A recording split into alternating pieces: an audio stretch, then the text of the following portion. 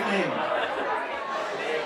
Welcome everyone to the BCA Center and to Thorever. Yes, this is a celebration of the work and the art of Matthew Thorsen. My name is Colby Roberts. I'm one of the many folks here tonight from 7 Days. And it was way back in 1999 now when I first met Matt.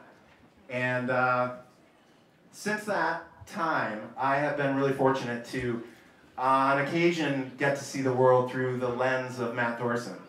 And I just want to tell you, buddy, it's a really cool lens.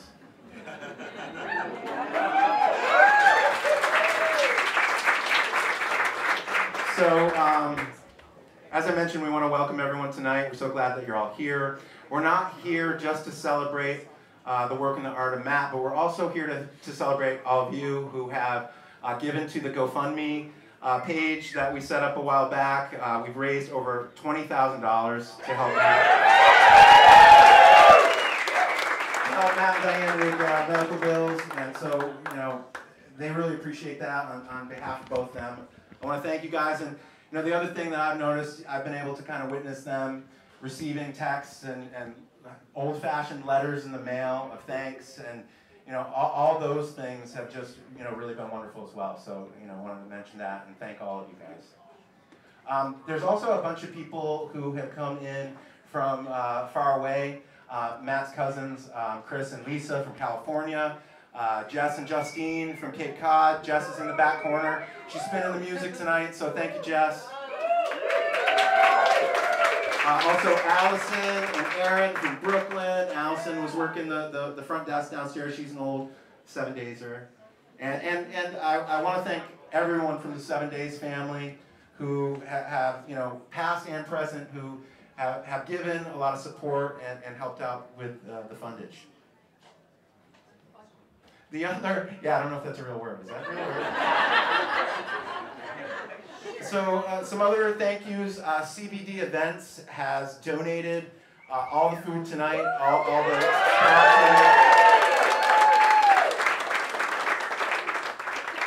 and Sean Lipinski really made all that happen with CBD Events. So. It's also a really good segue to another person I should thank, and that is Don Eggert. Don planned and executed this event. I don't know where Don is right now.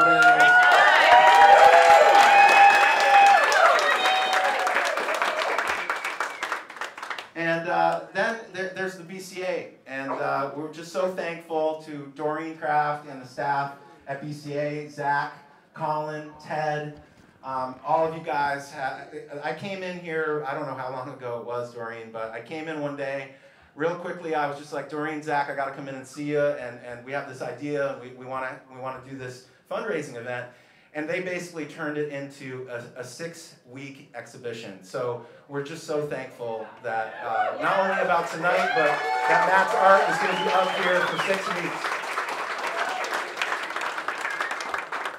We also want to thank Heather Ferrell, who is the curator here at the BCA, who helped put this show together. And I'm going to step aside and have Heather come up and talk a little bit about the process of putting the show together. Yay, Heather!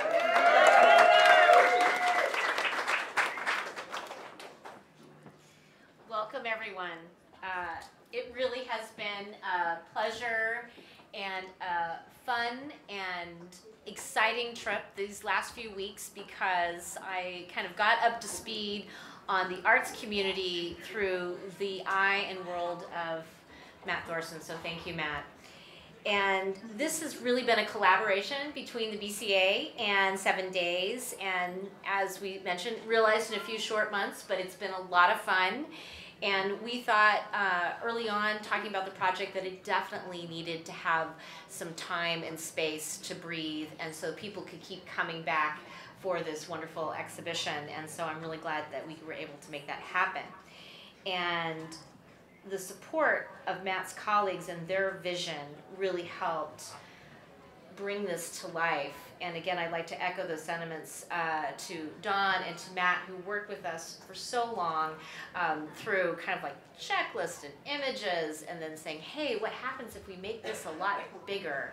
What's the impact? What can we do? Come on, let's go big. And you can see tonight and throughout the building. And what we've tried to do is organize the show, because there's so much work. As many of you know, there's well over 4,000 images. He's captured the cultural vibrancy of the Vermont community, people who are here, people who visited here. So how do you take all of that work?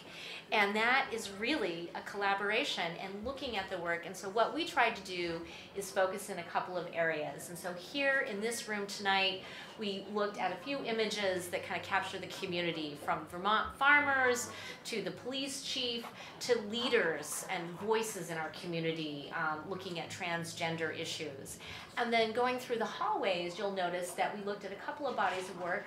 One is 7 days, and we call them the diptychs, the 7 days diptychs, that really, again, show these wonderful faces and personas of the community, to the big heavy world images that he did from his exhibition, I believe, in 2011. And a big thank you for the loan of those works as well, because that's the music community from the late 1990s. And then down in the lower level, we like to think of it as you start here, you go downward, and then you really kind of get this intimate work. Intimate in terms of Matt's work, his self-portraits, portraits of his family, of his dad, some really powerful images that I'm really struck with as a curator. And then also of the musicians, the composers, the artists, the creative community that so inspires and leads us. And again, Matt, thank you for going big on that, because it really it's powerful stuff. And Matt and John were very patient, because that's a new space. It's still kind of in transition itself. And it was just lovely to see it for the first time, with the lights on, with artwork up, and then all of you here tonight. So thank you. And just a few more comments. Just as a curator and new to Burlington, I do have to say I've been so impressed with Matt's eye. I mean, the dynamic compositions, the fact that they're visually rich. But really for me, it's more too about how he captures his subjects. And it called to mind one of my favorite photographers, Robert Frank. Many of you might know him through his series, The Americans. But Robert Frank said, there is one thing the photograph must contain, and that's the humanity of the moment. And I think Matt does that so well and so gracefully in his work. So congratulations, Matt.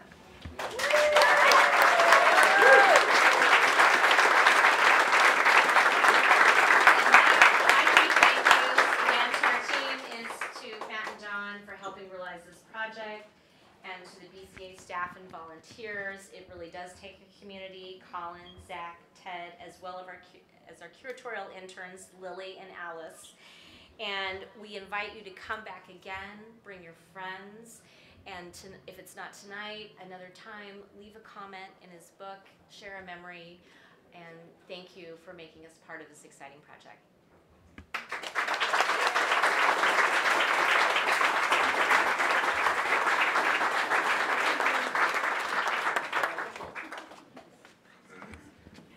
Thanks, Heather. So I mentioned 1999 a while back. That was when I first arrived on the scene at 7 Days. But Matt was there way before that, back in 1995, and really since almost the very beginning. And we're going to bring up Pamela Polston. She is one of the co-founders of 7 Days, and she's going to talk a little bit more about Matt's time at 7 Days, how he came to be there, and what he's done since. And Pamela, come on up.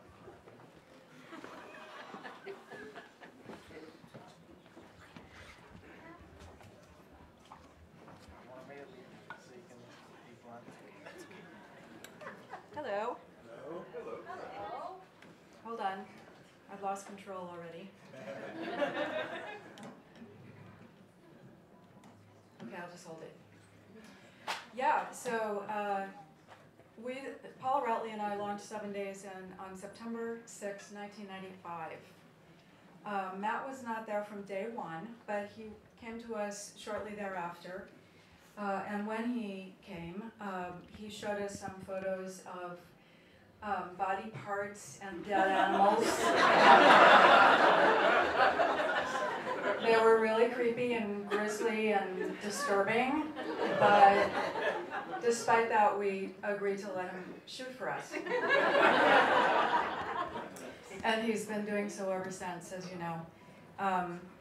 And, you know, one thing that a lot of people here may not realize or remember is how much the media landscape and photography has changed in that time.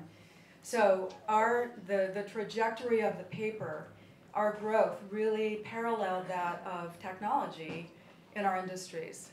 We all had to, sometimes kicking and screaming, embrace email and the internet and social media. And as you know, it's just been an incredibly dizzying speed that we've all adjusted to. And I think we've managed to do that, but it was not always easy.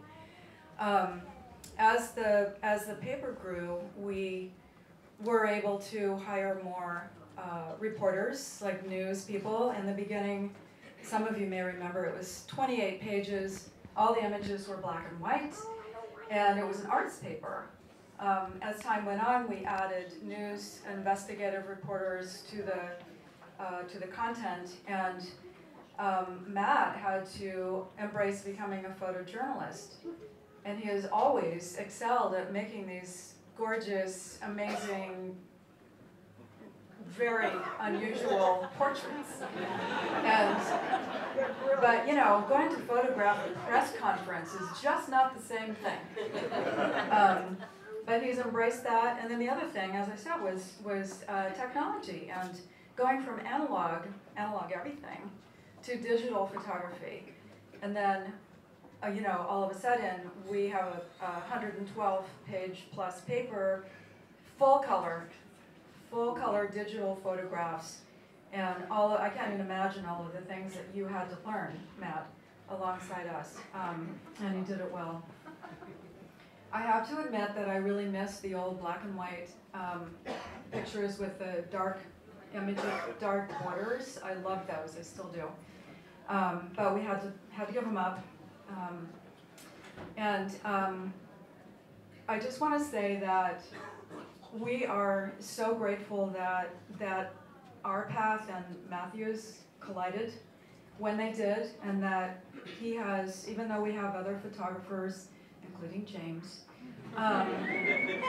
Matt's photographs have really defined the look of 7 Days and our other publications for almost 23 years now. And we love you so much, Matt, and I'm just sorry, I'm gonna I think I'm gonna stop because I'm choking up, and I just want to say that we're really grateful that he has been a part of this phenomenon in our community, and his images are a gift not only to us, but to the entire arts community, more than just Burlington. And I can't imagine having done it without him. Thank you, Matt.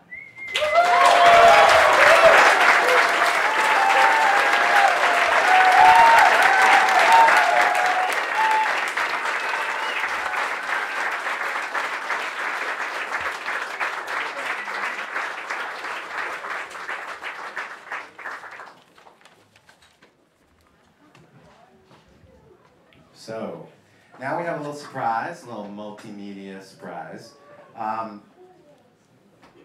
Our dear friend, Melanie Maria Gaudreau, could not be here tonight. She's in New Orleans. Family event, I believe. But, what's that, Di? A wedding. She's at a wedding in New Orleans. She is a St. Michael's grad. She used to work at the famed Feet Street with Diane back in the day. She is a slam poet, educator, and playwright, and she is a working New York City artist. And she has written a poem that we are going to play in a moment. She told us that she wanted to send this poem, but she would only do it if Craig Mitchell put some kind of funky backbeat on it. So I had to mention that. So without further ado, here is the poem from Ellen.